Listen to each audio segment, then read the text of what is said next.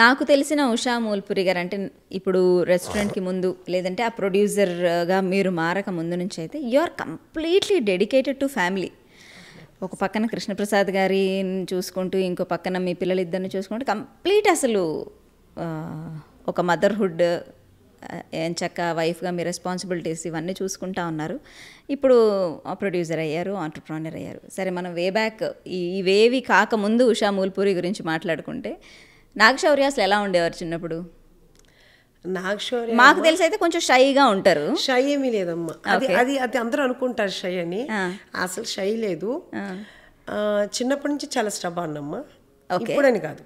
Stubborn అంటే ఏదనుకుంటే అది చేయాలి అలాగా, లేకపోతే ఇంకేమైనా చేయాలి అనుకుంటే యాక్చువల్గా చెప్పాలంటే శౌర్య ఎవరిని ఇబ్బంది పెట్టడమ్మా బై బర్త్. నిజంగా వాడు పుట్టినప్పటి నుంచి కూడా నాకు ఏ ప్రాబ్లం లేదు. మా పెద్దబాబు డెలివరీ టైంలో కూడా నేను చాలా ప్రాబ్లం ఫేస్ చేశాను, పెంచేటప్పుడు కూడా చాలా ప్రాబ్లం ఫేస్ చేశాను. అంటే బాగా ఏడిపించడం. అసలు శౌర్య అనేవాడు ఏ రకంగా కూడా ఎప్పుడు ఇబ్బంది పెట్టలేదు.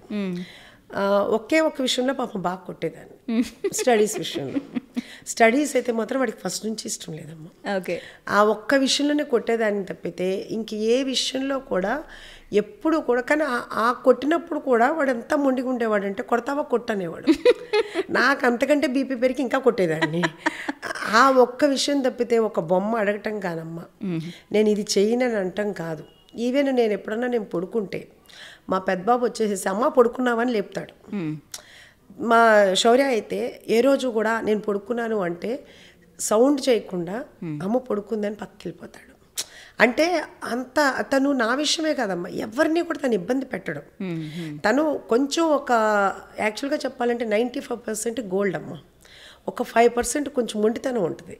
ఆ మొండి కనుక లేకపోతే చాలా చాలా అసలు ఇంకెలా చెప్పాలంటే నా కొడుకని కాదమ్మా, చాలా గ్రేట్ అనమాట. అసలు ఎవరిని ఇబ్బంది పెట్టడు. ఇప్పుడు నేను బయటకు వెళ్ళాను అంటే ఎప్పుడు కూడా అసలు ఫోన్ చేయడు. ఏంట్రా ఫోన్ అంటే కనుక డిస్టర్బ్ చేయటం నాకు ఇష్టం లేదమ్మా అంటాడు. అదే మా పెద్దబాబు ఉన్నాడు అనుకో అమ్మ, అసలు వాడు ఏ టైంలో ఇప్పుడు యూఎస్లో ఉంటాడు, మనకి మిడ్ నైట్ 2 o'clock అవుతుంది, ఫోన్ చేసి ఏంట్రా అంటే పడుకున్నావా అని అడుగుతాడు. మిడ్-నైట్ 2 o'clock పడుకోక ఏం చేస్తావమ్మా? గౌతమ్ ఆడ మెంటాలిటీ. శౌర్య అస్సలు ఎప్పుడు కూడా ఒక మాట అంటాం కానీ గబాల్న ఒక ఇది కానీ ఉండదు. నాకు మా పెద్దబాబుకి ఫైట్స్ జరుగుతూ ఉంటాయి కానీ వీడికి నాకు జరగవన్నమాట. చాలా అంత ఇదిగా ఉంటాడు శౌర్య అనేది. యాక్చువల్గా చెప్పాలంటే వాళ్ళ డాడీ ఏమన్నా ఈరోజు కూడా అమ్మ డాడీకి చెప్పు అంటాడు కానీ వాళ్ళ డాడీ దగ్గర మాట్లాడటం అంతా చాలా అమ్మ చాటు బిడ్డే. అమ్మ అంటే ఎవరిని హర్ట్ చేయటం తనకి ఇష్టం ఉండదమ్మా. తనలో తనే ఇదైపోతుంటాడు, ఏది చెప్పడు. అదే మాకు ప్రాబ్లం. ఇప్పుడు నాకు మా పెద్దబాబుతోటే హ్యాపీ అనిపిస్తుంది, ఎందుకంటే ఏది ఉన్నా కానీ చెప్పేస్తాడు. శౌర్య అనేవాడు ఏంటంటే లోపలే ఉంటుంది. ఇంక వాడిని వాళ్ళ బ్రదర్ని తిడతాడు, ఏంట్రా ఇంత ఏజ్ వచ్చింది ఇంకా అమ్మని ప్రశాంతంగా బతకనివ్వా నువ్వు, ఏంటి నీది నువ్వు సాల్వ్ చేసుకోవాలి అంటాడు. వాడు ఆఫీస్లో ఏదన్నా ఎక్కువ స్ట్రెస్ అయినా నాకు చెప్తుంటాడు. అస్సలు శౌర్య అనేవాడు అసలు ఏది చెప్పడమ్మా. సో ఇద్దరు కొడుకులు కూడా ఏమంటారు, ఈయన సైలెంట్గా ఉన్నా సరే ఒక రకంగా మీకు కనెక్టెడ్ శౌర్య, గౌతమ్ గారు కూడా అంత వైబ్రెంట్గా ఉన్నా ఆయన మీకు కనెక్టెడ్ ఇంకో రకంగా.